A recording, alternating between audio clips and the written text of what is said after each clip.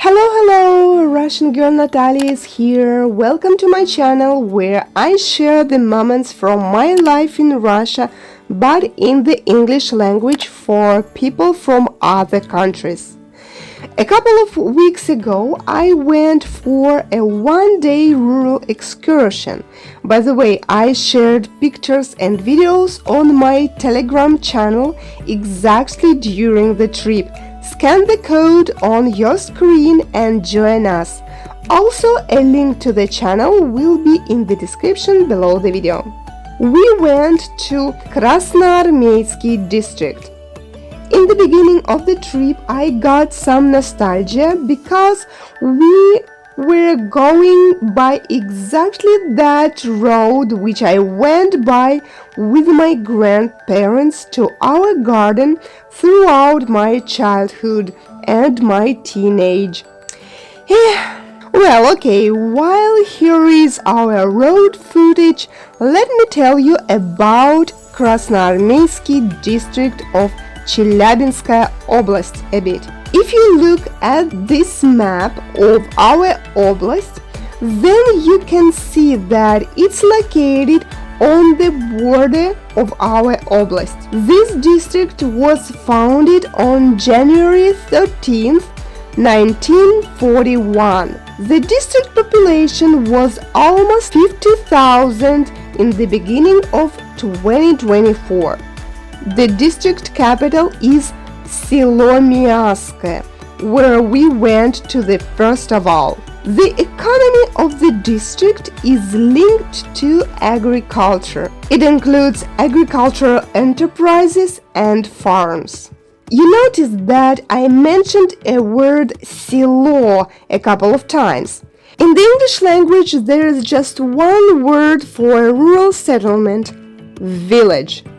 But in the Russian language there are much more words, for example, деревня and selo. Historically, selo was that rural settlement where you could find the church or the temple.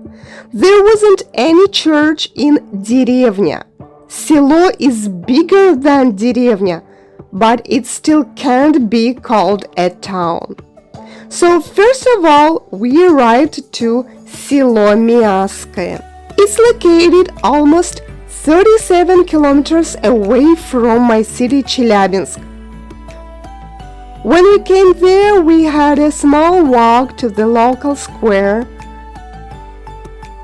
took a few pictures with a huge moose, took a look at the monument which is located right in the backyard, and then we went for a short excursion with a guide.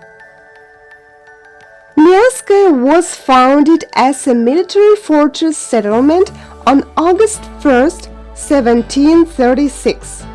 The goal was securing of the eastern Russian border from Kyrgyz raids.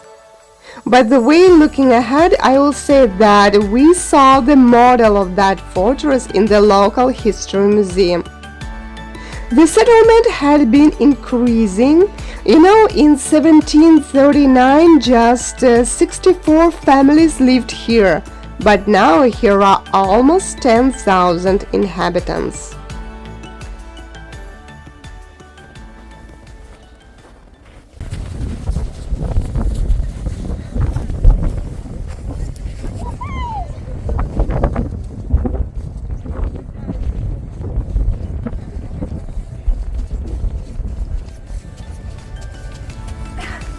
In Mosque, as I mentioned before, we visited the local history museum. It was interesting to look at old pictures of Mosque.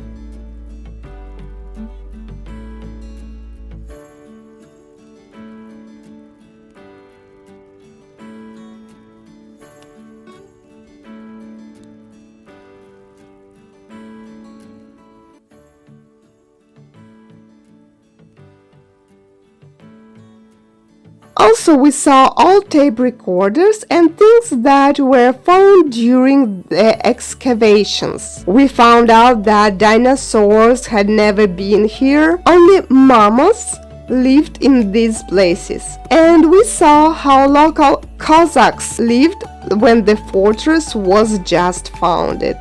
After the museum, we visited the mosque and had a tea break there. Everything was really delicious, but we didn't like how a woman there tried to convince us that the Torah, Veda, and Bibles are wrong books. Christianity is a wrong religion, but only Quran and Islam are correct. But where is tolerance? We don't convince anybody that only Christianity is correct. So a lot of us didn't like this moment.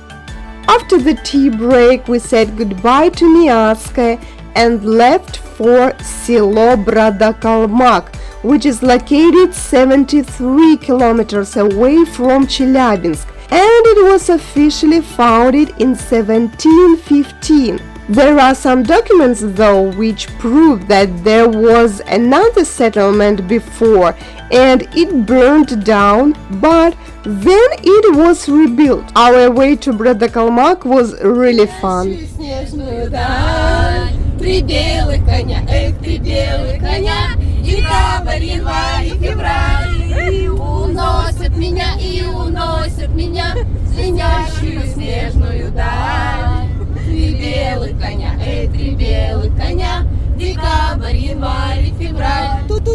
First we had lunch in Bradakalmak and then we went on an excursion. First we drove past the buildings that were considered elite housing in the 80s. Only honorary citizens of Bradakalmak lived there, and now it's the only place where you can see multi-story buildings here. This is the administration building.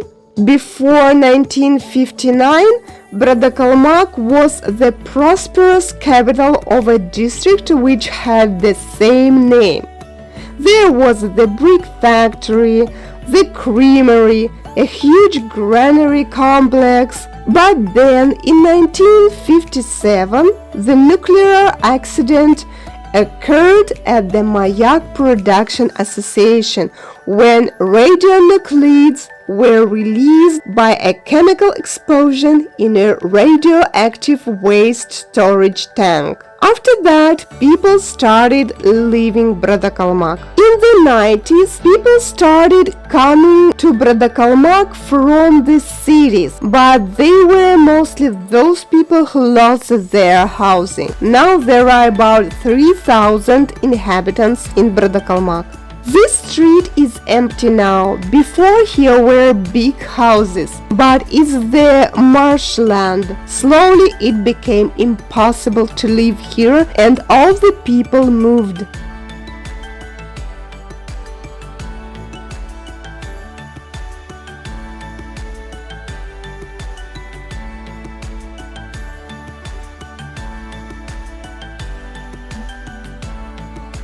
Our bus stopped by the memorial to the heroes of the Great Patriotic War. We listened to children who told us about some local historical moments there, and then we went for a walk around. I didn't film children's art school building near which we got off the bus, but I took a picture in front of its wall, and the wall is 120 years old.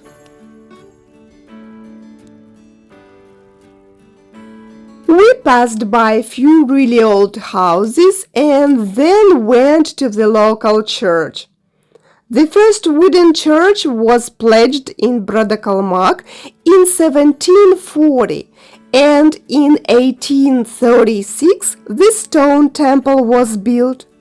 But it was ruined in 1932 when the Soviet power was established. And sadly, there was nothing left of it. Now the functioning church is located in the building of the old school. The locals brought the icons that they kept in their families after ruining the previous church in the Soviet times.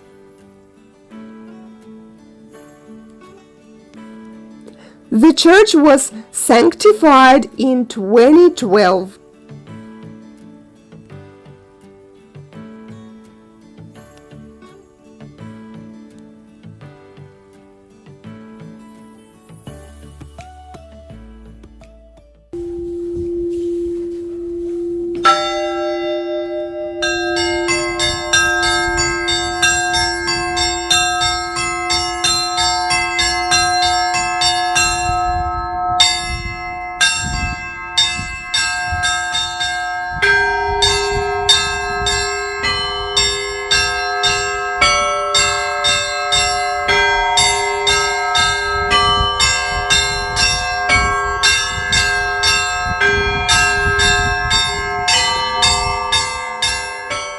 After the church, we went to the local library for a tea break. We met a local cat who protects library books against mice there.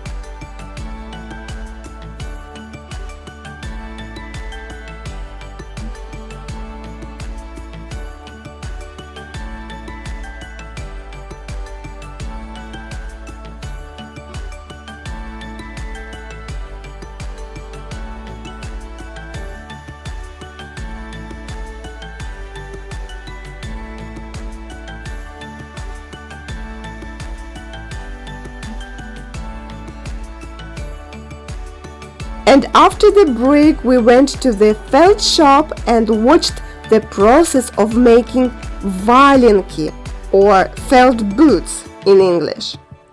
The methods of making them are kept from old times here. Valenky are the traditional boots of the European part of Russia and Northern Asia. They're used for walking in the dry snow. They're usually made of sheep, goat, rabbit, or camel wool.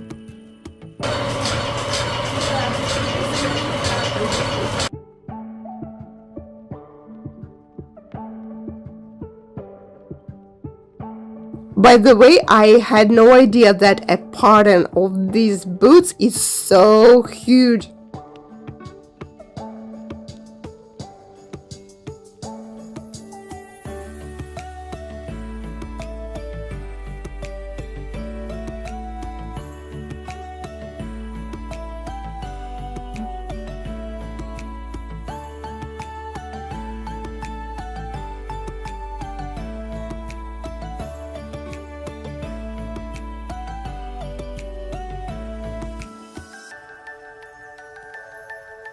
And here you can see the final result. It's 5 p.m. and one more selo left. It's Shumovo.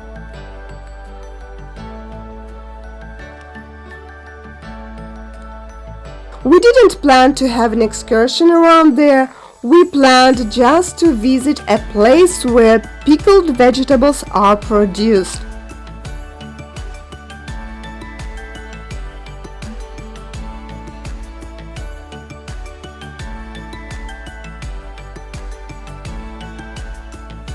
We saw the process of cabbage pickling,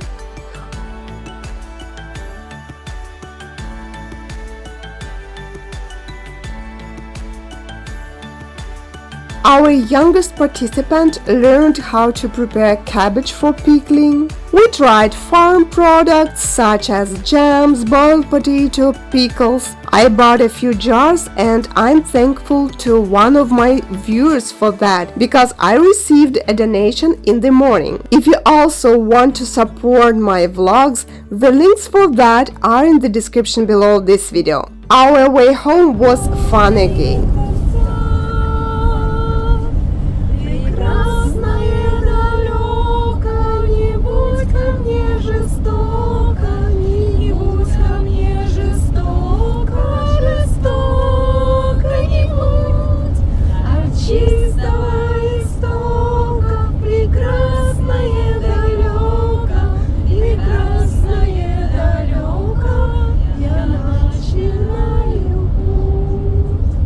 Я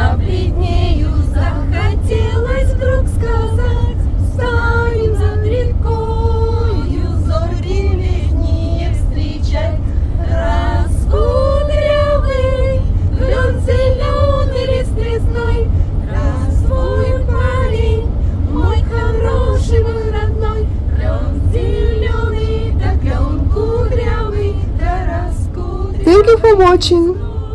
I'm waiting for your likes and comments. See you next time.